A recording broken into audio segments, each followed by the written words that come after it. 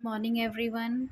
Today we are going to start a section 3 of summative assessment 1 class ninth. This is the paper of class ninth physics.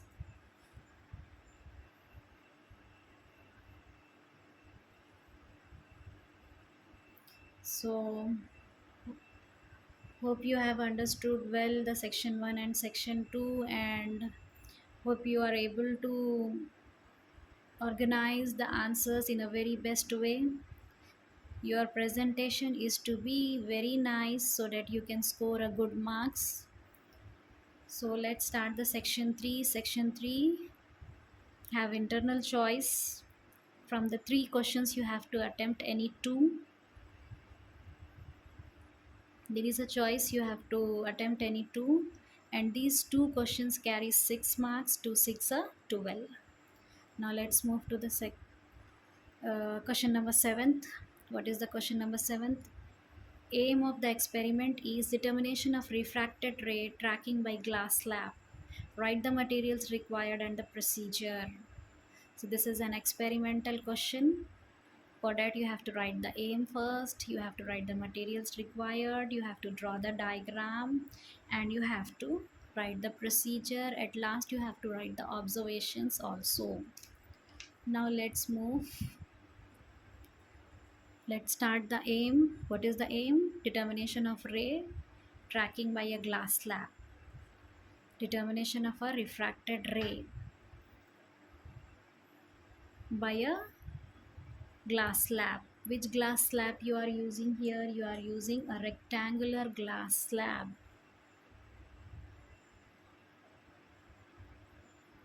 Rectangular glass slab. Now let's move to the next. You have to check the materials required. Drawing board to fix the chart paper. You need a chart paper, you need a clamps, you need a scale, pencil, thin glass slab and pins. A thin rectangular glass slab and pins. Now let's draw the diagram. This is the rectangular glass slab. Have a vertices A, B, C, D. You are allowing a 30-degree angle light from here. Allowing a 30-degree angle of light from here.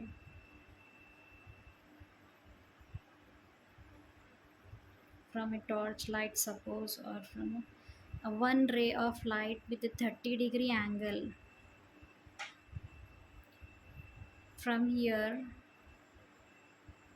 hitting to the surface of a glass slab will get bent inside, refracted. Once after the refraction, from one medium, from air to the glass, from the glass it will get emerge out. Incident light, refracted light inside the glass slab, and this ray of light which is coming out from the glass to the air medium is called as emergent ray. This is incident ray. This is refracted ray. This is the emergent ray.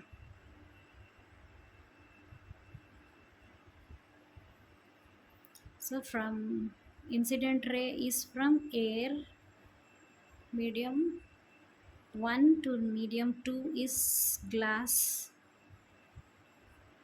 and again from the glass the ray is coming out into the air.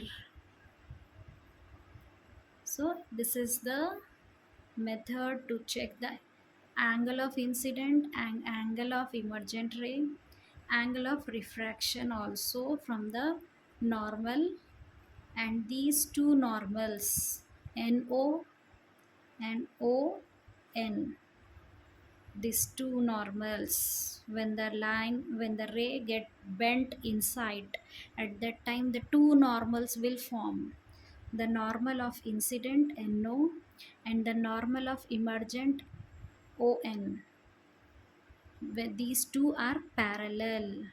This and this two are parallel. This is called as lateral shift. We will learn this now in the procedure. Place a piece of chart paper on a drawing board. Clamp it.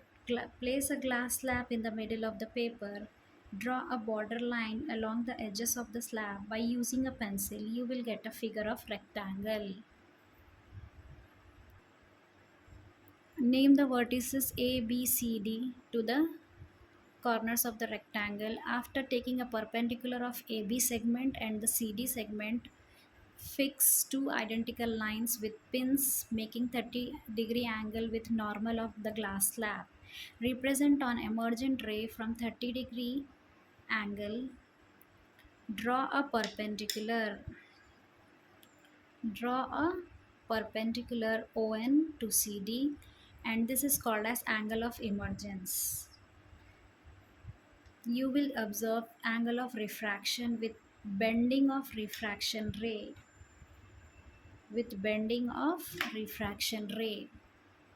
in a glass slab. The distance between the parallel rays is called lateral shift.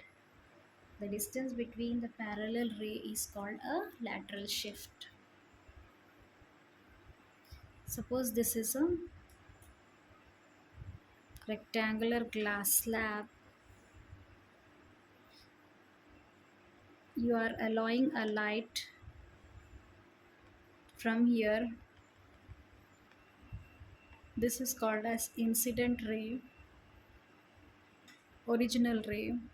This forms a normal, and this is O. After hitting to the surface, a little bend will observe. This is O, this becomes N, and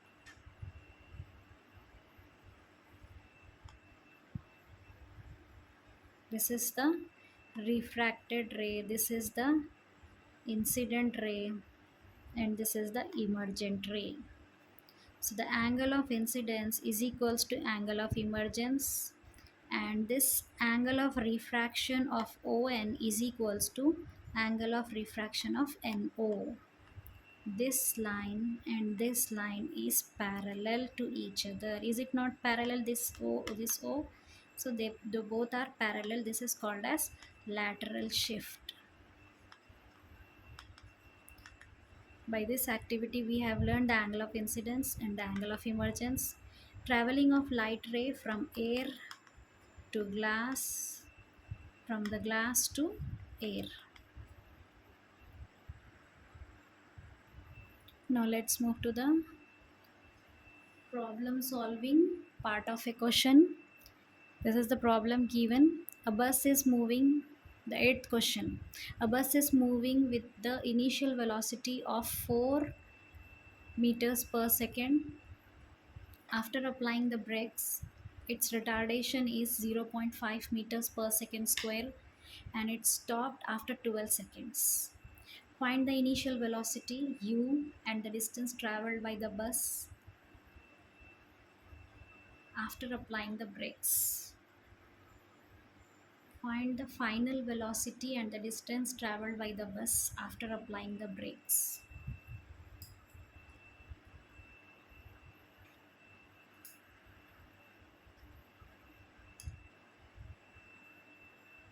You have to find the final velocity. Final velocity v, because initial velocity is already given. Initial velocity is u, and the distance traveled by the bus after applying the brakes. These two things you have to find. What is given here? U, initial velocity 4 meters per second. V, final velocity is not given. A, acceleration, actually retardation is given here. The opposite of acceleration is retardation. It means negative acceleration. It is minus 0.5 meters per second square. T is the time, 12 seconds.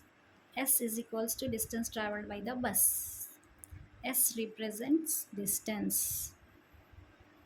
You have to find out the V and the S. You don't know the distance traveled by the bus after applying the brake, and the final velocity you don't know. To find the final velocity and the distance traveled by the bus, we can use the following equations of motion. There are three equations of motion everybody knows very well. What are the three equations of motions? V is equals to u plus at, S is equals to ut plus half at square, and v square minus u square is equals to 2as. The three equations of motion is equals to v is equals to u plus at, and the second one is v square minus u square is equals to 2as, and the third equation of motion is equals to s is equals to ut plus half at square. So it is according to the question we have to use this two, this one and this one and this one, because you have to find out the final velocity and you have to find out the distance traveled by the bus after applying the brake. So by using these two equations of motion, we are going to find out the distance traveled and the final velocity. Now let's start with the first one. V is equals to u plus at. What is u? U is nothing but the initial velocity. By using this data, you can easily find out the final velocity. V is equals to u plus at. What is u? Initial velocity 4 plus what is a? Negative acceleration retardation minus 0.5. T is time, 12 seconds. 4 plus minus minus 12 into 0.5, 6. 4 minus 6 is equals to minus 2. Hence V is equals to minus 2 meters per second. The final velocity of the bus is minus 2 meters per second.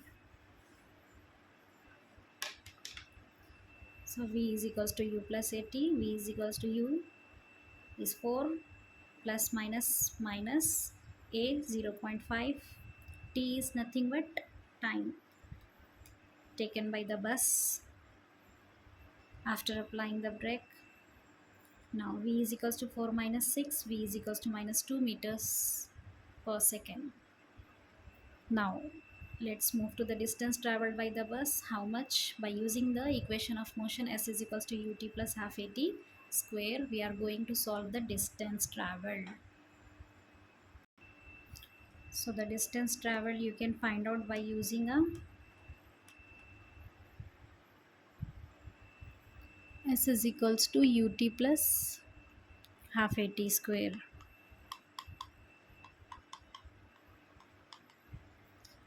U is 4, T is 12,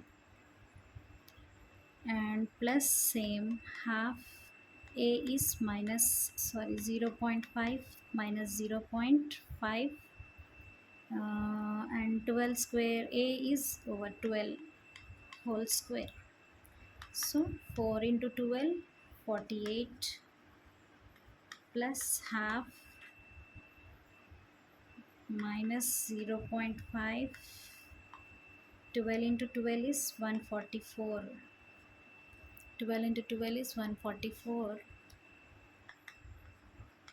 48 plus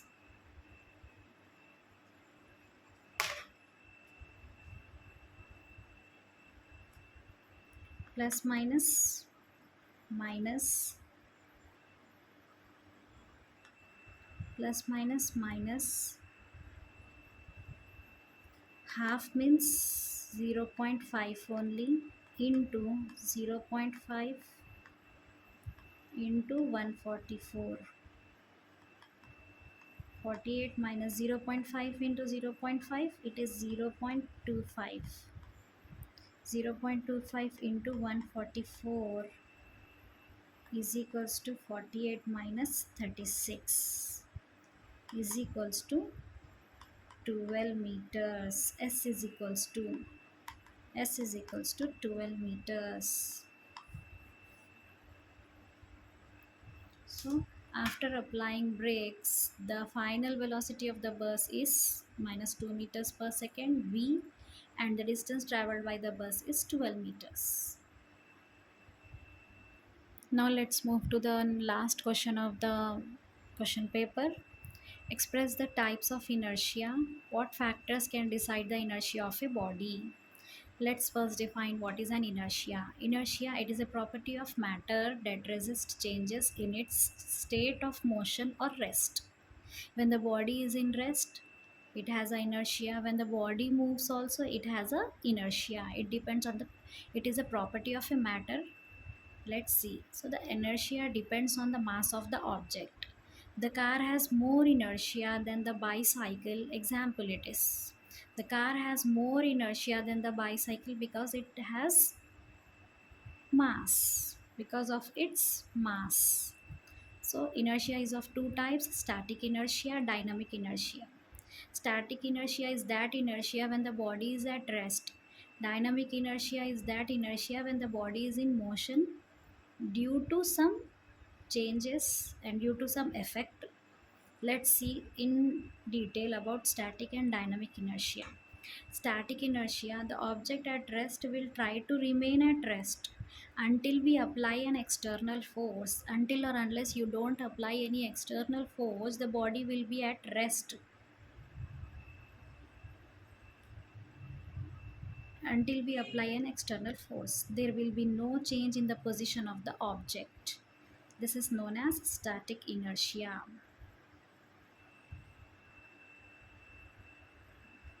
Suppose this is a scale.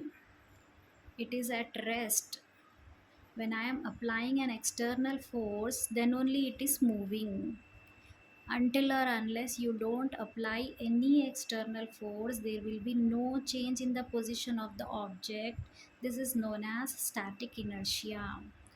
For example, when the bus which is at rest begins to move suddenly, the person standing in the bus falls backward because of static inertia. Somebody is standing in the bus and suddenly bus starts to move.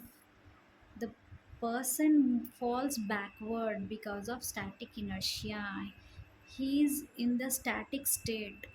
The external force from the bus when it starts affect the position of the man. That's why he falls backward because of static inertia.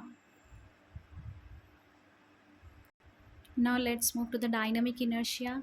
The body which is in motion always tries to move in same this direction until some net force act on it. This property is known as dynamic inertia. Dynamic inertia means when the body is moving with a constant speed until or unless you don't apply any change in it. The body which is in motion always tries to move in same direction until some net force act on it. This property is known as dynamic inertia. For example, when you are traveling in a bus, the sudden stop of the bus makes you fall forward due to dynamic inertia of the body. Suppose a bus is moving in same direction in one direction with its own speed. Suddenly there is a break. It means the people will forward due to dynamic inertia of the body. So this is an example of dynamic inertia, and some more example of dynamic and the static inertia you may observe by seeing this fast pushing of paper kept on a glass tumbler. Suppose this is a paper, above that is a coin kept, and this is the tumbler of water. Immediately push this, immediately push the glass, sorry, paper. You will observe the coin will fall in the tumbler. And when you see a carom board, there is a stack of coins. When you hit the striker, the last coin will move first. There is a pile of coins above will be on its place, and the last coin will move. That is dynamic inertia, and the stack of coins, the pile of coins will have a static inertia. Thank you.